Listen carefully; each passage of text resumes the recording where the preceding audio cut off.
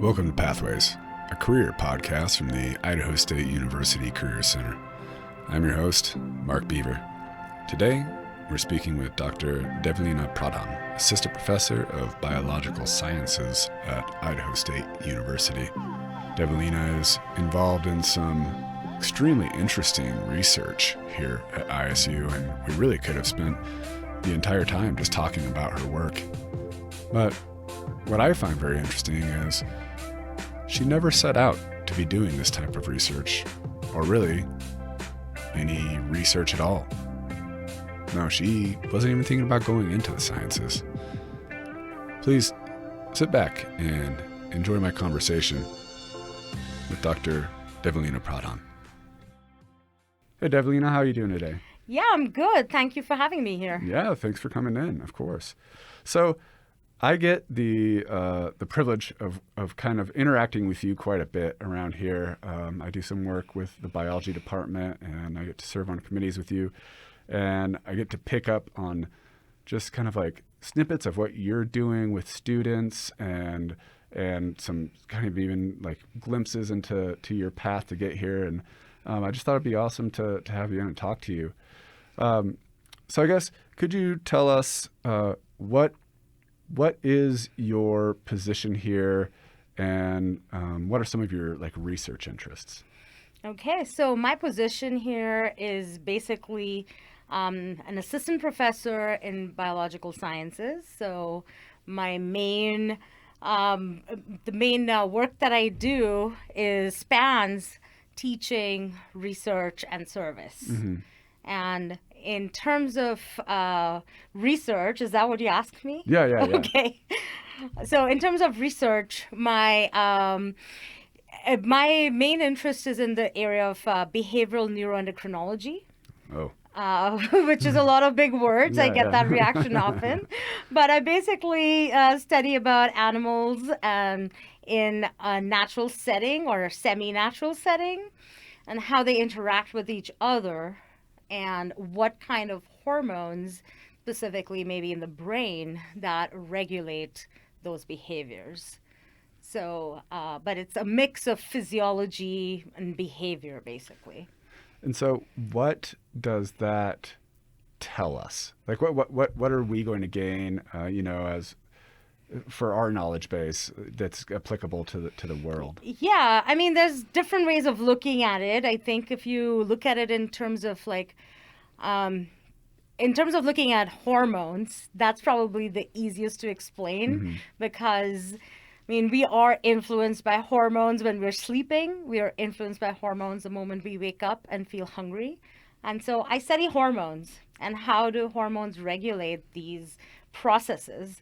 I study fish for the most part, but a lot of things in our fish is very similar to humans and other organisms. So it's actually comparative in nature. So we want to look for similarities and differences across species. And so in terms of oftentimes, like maybe a doctor can pull up some discoveries that I've made mm-hmm. and try to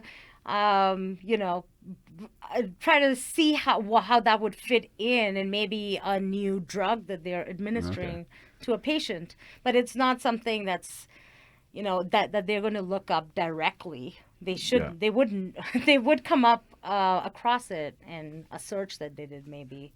Have you seen any of those, like any kind of similarities in some of your studies with like fish or animals that seem to apply to humans as well? Has there been any kind of like crossover that you've... I mean, in basic processes, it's all organisms, all vertebrates will share certain things. Mm-hmm. So like I study behaviors like aggression and parenting and courtship and all three of those behaviors. And I study other things, but these three behaviors we experience in our daily lives as, anyone or even when someone's going through puberty.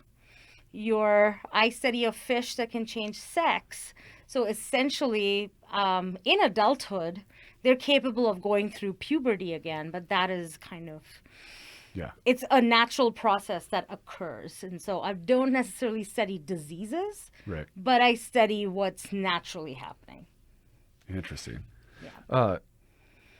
How did you get into that realm? I mean, I know that the further you go in science, it starts out pretty broad, and then as you keep advancing your education, it gets narrower and narrower and narrower. Where along the lines did you start kind of going towards that direction? Yeah, I don't know if it's getting narrower. It's like, again, going broad for me. Oh, It's okay. really hard to, it's like the more you learn, the less you realize that you know. Oh, At least sure, that's how it sure. goes with me. So, it's hard for me to keep on a linear track and like be only interested in one thing. Right. But it kind of started as like I had an aha moment in undergrad when I had done research for the first time, but that was my final semester. And I was ready to leave campus by then.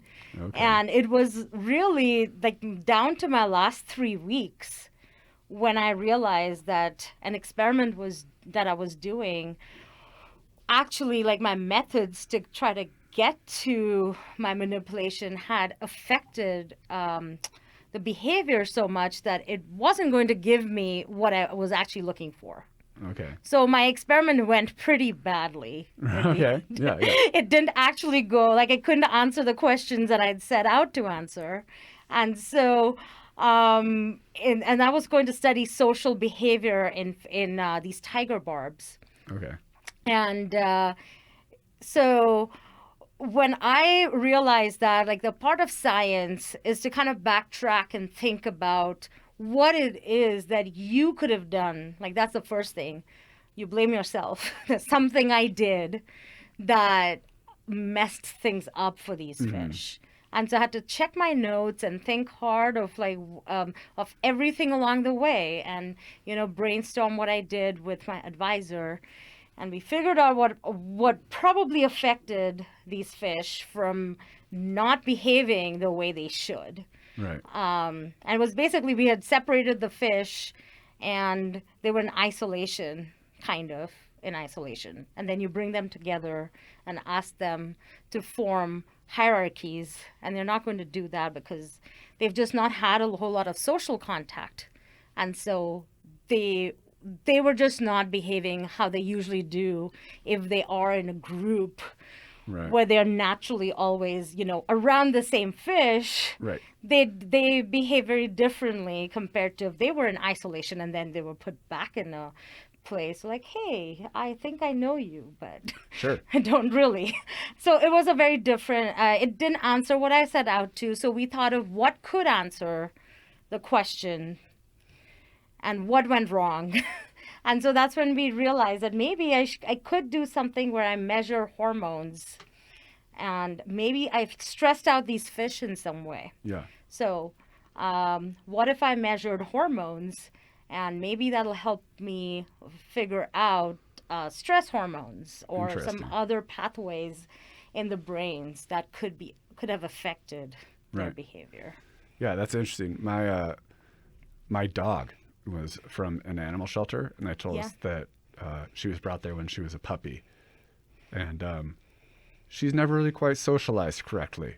Yeah. I mean, it was kind of like like maybe in that same way, she didn't grow up with her pack, like kind of understanding those things.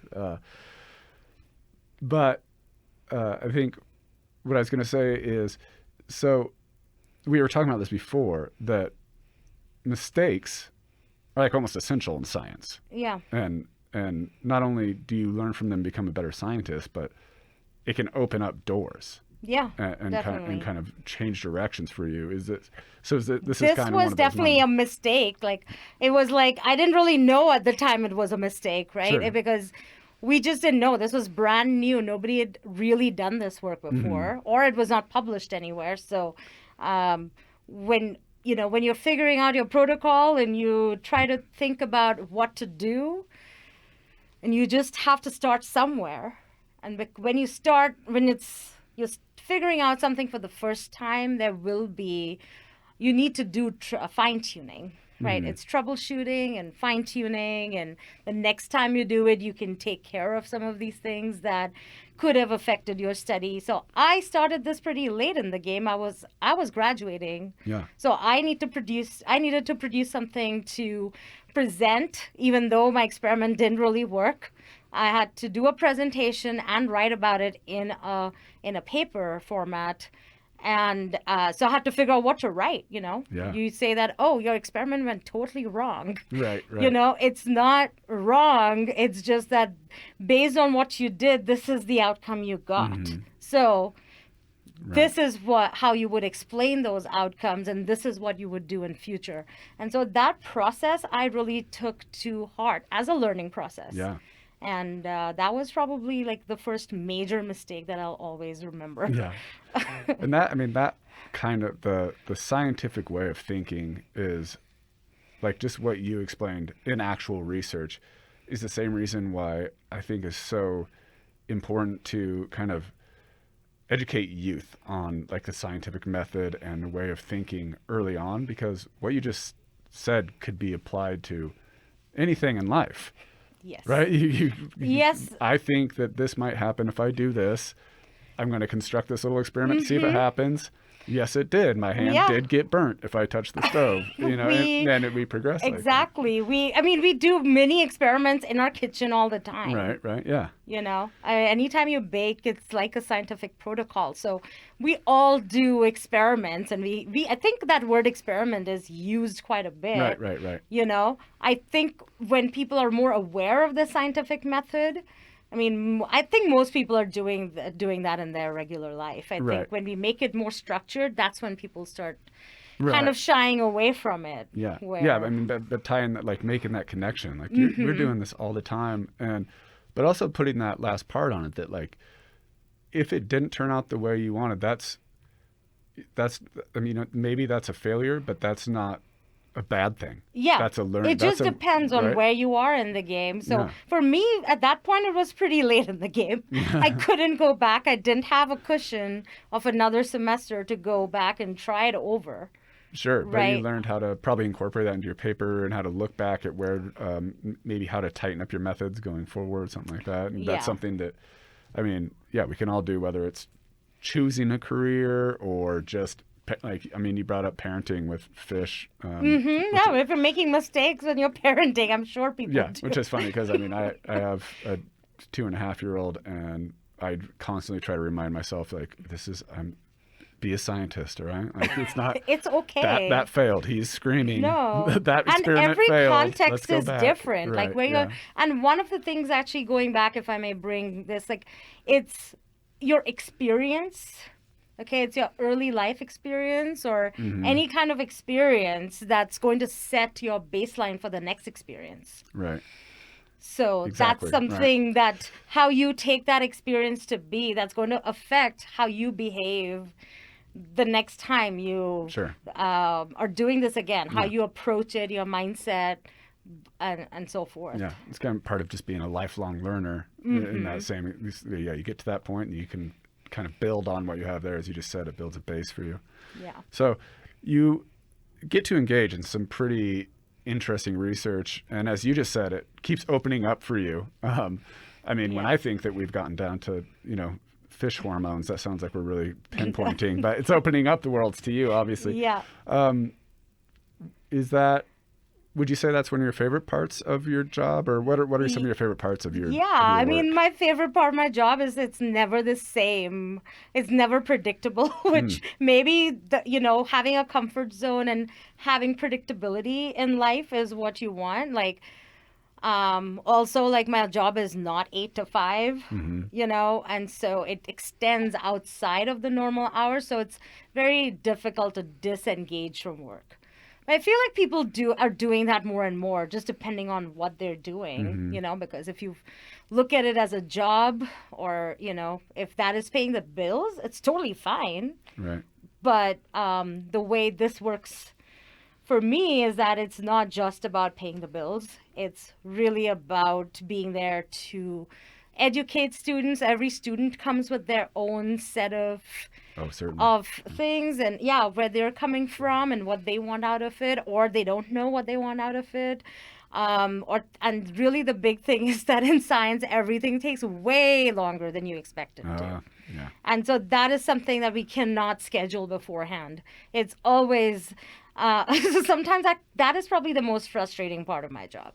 But that's like it's two sides of a coin. Mm-hmm. I kind of like that my 2 days are never exactly the same. Right.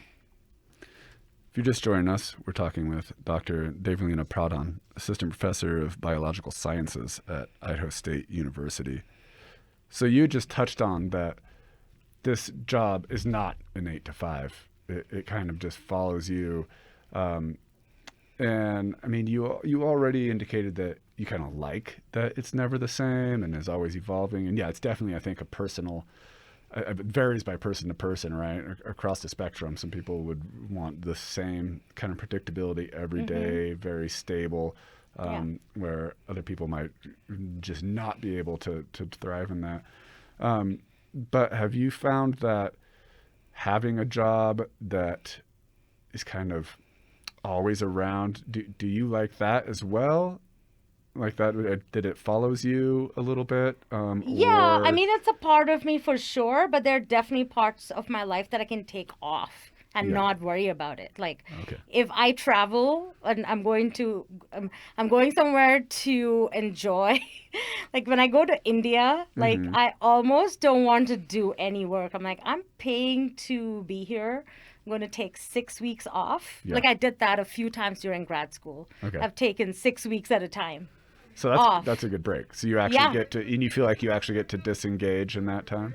I totally disengage. I have no time to, I don't think about work. Yeah. Like, and then, I'll watch a TV show, or if it's like something spending time with family, like it does follow me around, but I can also like take breaks and be like, and it's sometimes like a lot of what we do, you have to kind of sit and let it simmer. And a lot of creativity happens when you're not actually directly at the desk. Yeah. And so it's really important to have time out and then come back in.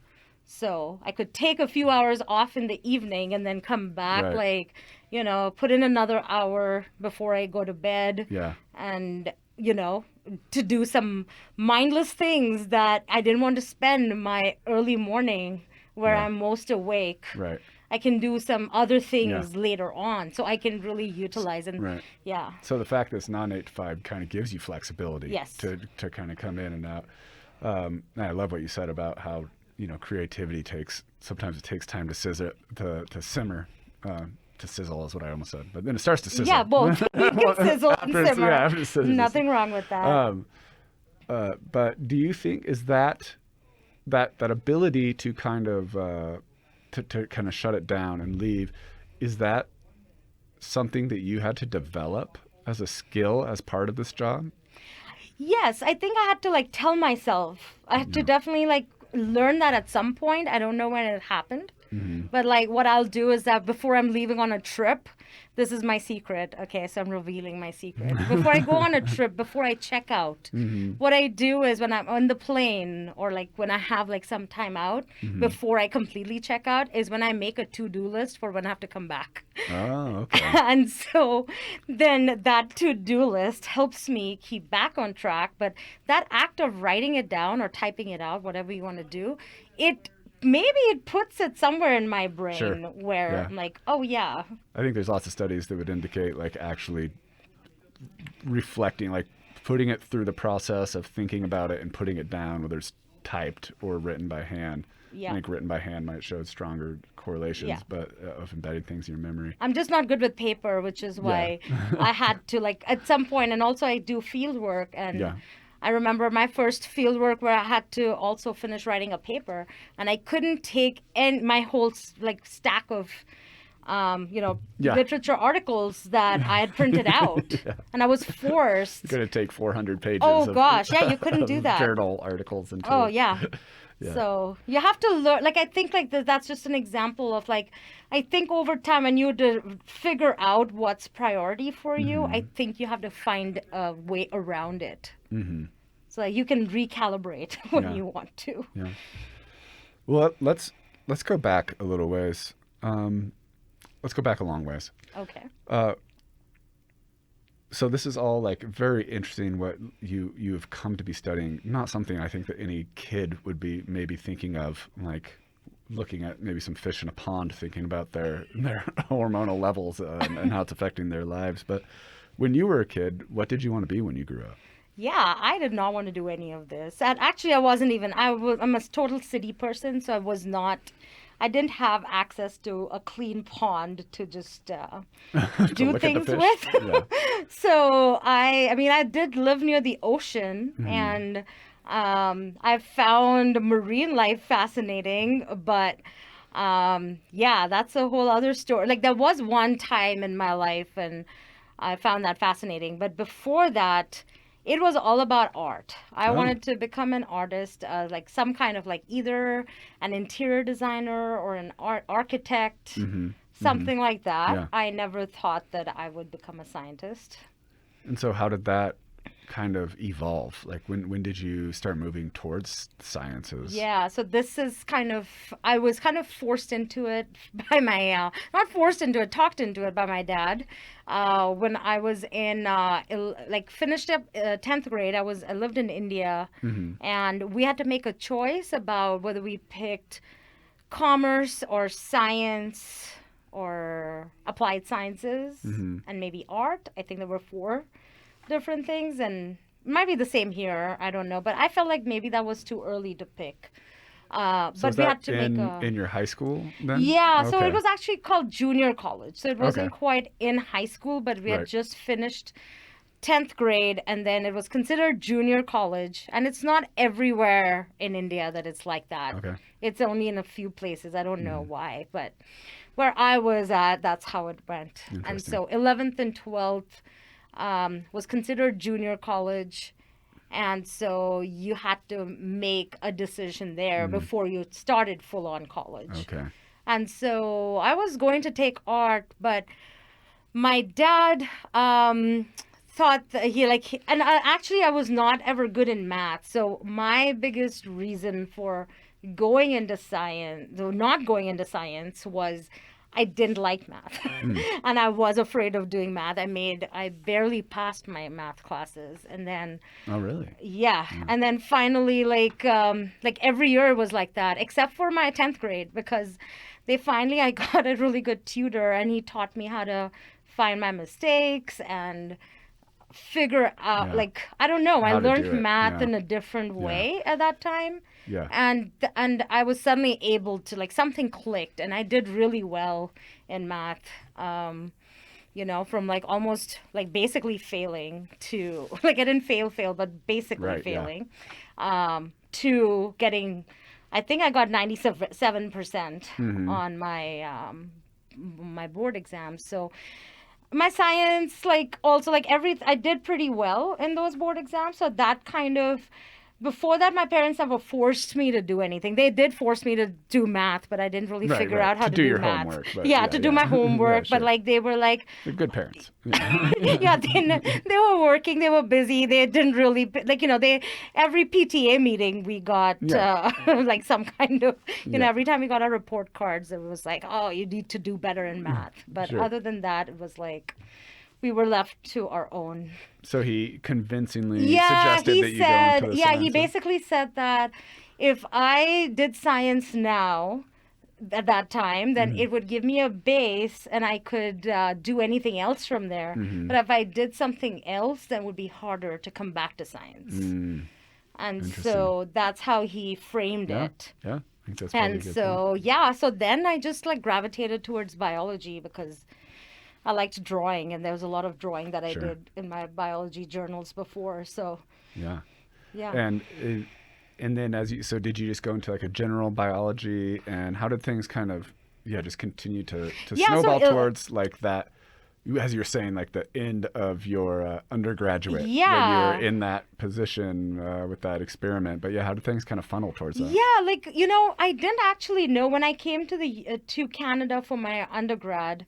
Actually, we moved there as a family, and there were so many options suddenly. There were way more options than I've ever had. Okay. And so I knew I liked biology, so I tried to we had to do the general, chemistry and physics and everything else. But I took some biology courses, and I kept and I was actually going more towards an ecology type thing. I did some volunteer work outside of my university, because it was, that was basically my time when I realized, after having lived in a city in India, a pretty polluted city. It's pretty unpolluted. Yeah. It was a good, I won't complain, but it Yeah. was like I didn't get to really experience natural history Sure. in any Yeah. way. Yeah. And then I had moved to this picturesque, beautiful place called Vancouver, Oh, where love in my Vancouver. Vancouver, Yeah. Canada, it's gorgeous. Mm-hmm. And I was just attracted to how beautiful it was, and the woods, and so I wanted to learn about I just wanted to learn about birds. Like, the only birds I would see before were I would see parrots and sparrows and pigeons, but maybe peacocks here and there, but like not being in this kind of flora and fauna Right. before. And now I was stimulated with so much nature that outside of my part-time job, I went to volunteer Mm-hmm. at these parks. And through there, I learned a lot about natural history, about animal behavior, about identifying plants and animals and whatnot, because we did wildlife walks and teaching kids about nature and all kinds of educational displays. So it's a great way to learn. It was about a really nature. good way to Yeah. learn. And there were naturalists who were paid for their positions, and they would teach the volunteers things. So that was a really amazing opportunity. And I kept taking that.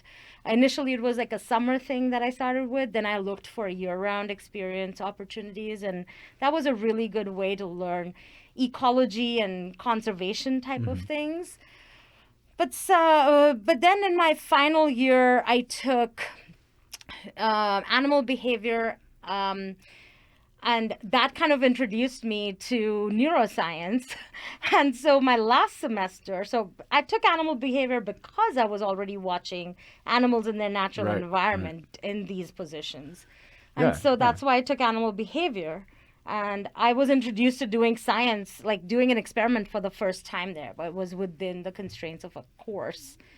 I was studying birds for that.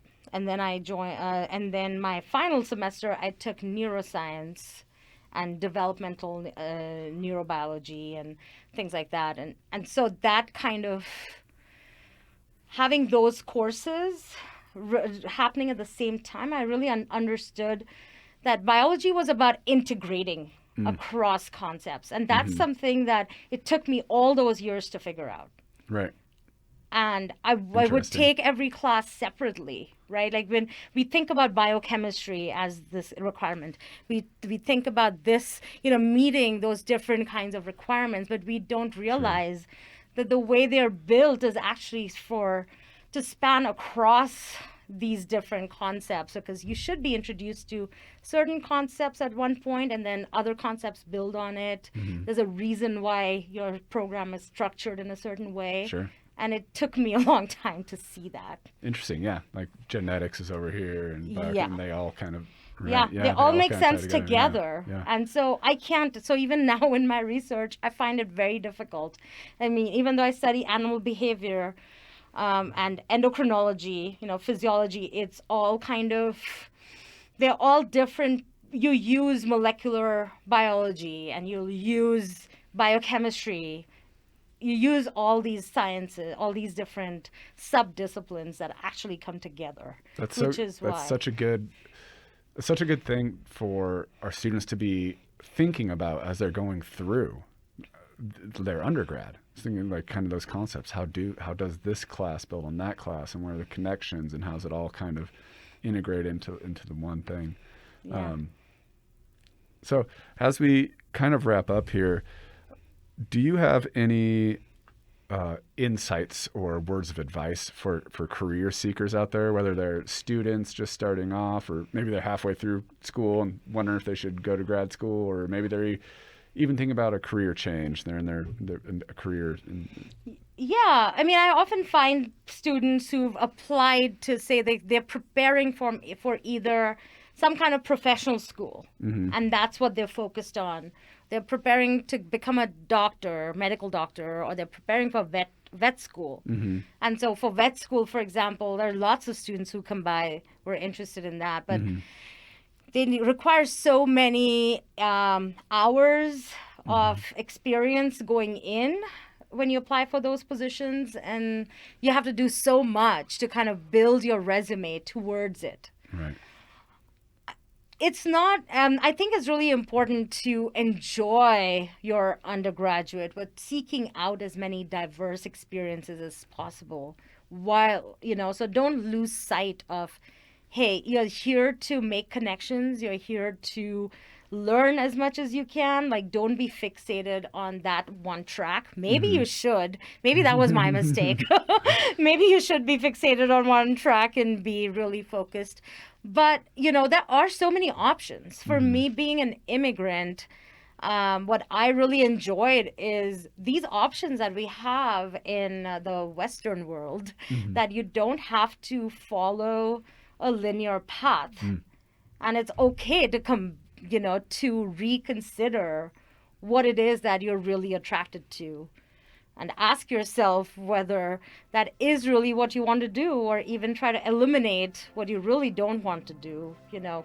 There's nothing wrong. You won't be shamed if you decide that there's a different track for you. Awesome. Well, thank you so much for coming in today. Thank you.